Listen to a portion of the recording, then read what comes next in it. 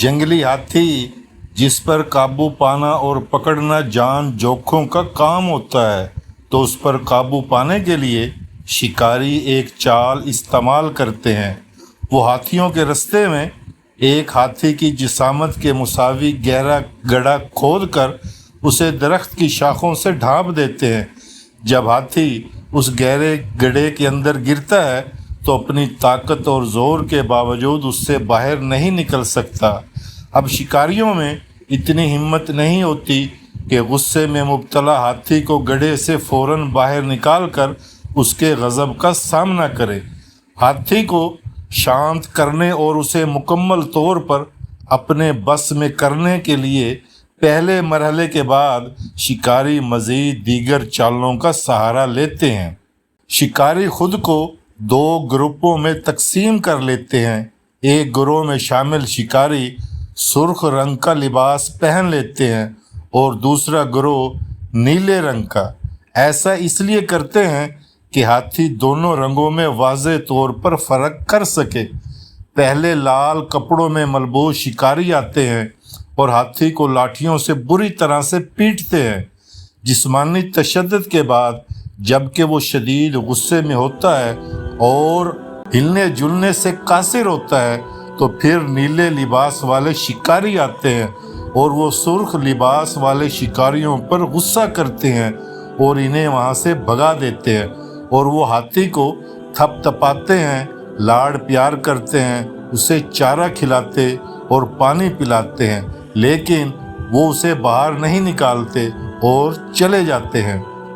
ये अमल मुतअद्दिद बार दोहराया जाता है और हर बार सुर्ख ग्रोह मार पीट और तशद्दुद का दौरानिया बढ़ाता है और नीला ग्रोह बुरे शिकारियों को भगाने, हाथी को खाना खिलाने और पानी पिलाने के लिए अचानक आगे बढ़ आता है। इस नफ्सियाती खेल में हाथी के नज़दीक सुर्ख ग्रोह शरीर और जालिम अफराद और नीला ग्रोह हमदर्द और मेहरबान का दर्जा हासिल कर लेते हैं। जब शिकारी देखते हैं कि हाथी दोनों ग्रोहों से अच्छी तरह मानूस हो चुका है और रफ्ता रफ्ता मारपीट के दौरान मज़ामत करने की बजाय नीले ग्रोह का इंतज़ार करने लगता है ताकि वो आकर हाथी को जालिम शिकारियों से निजात दिलाकर खाना खिलाएं, पानी पिलाएं और हमदर्दी जिताएं, तो फिर एक दिन वो नीला ग्रोह जो हाथी का एतमाद जीत कर दोस्त हमदर्द का दर्जा पा चुके होते हैं,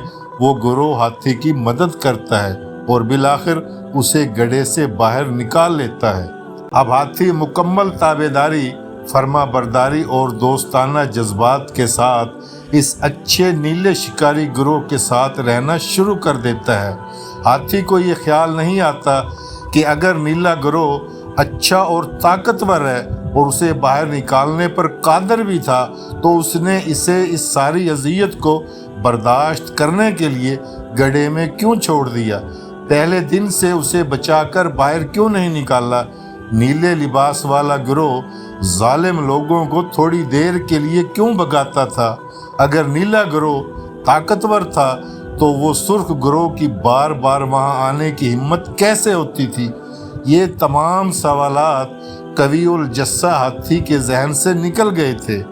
जिस तरह हाथी को काबू किया गया था, ठीक इसी तरह लोगों को काबू किया जाता है। मारने और बचाने वाला ग्रोह एक ही होता है, मगर भेस बदलकर आने वाले नीले लिबास वालों का लोग शुक्रिया अदा करते हैं और वो इस बात से लाइल्म रहते हैं जिन्होंने इन्हें बचाया है दरअसल वही हैं जिन्होंने इस मुसीबत में धकेला था।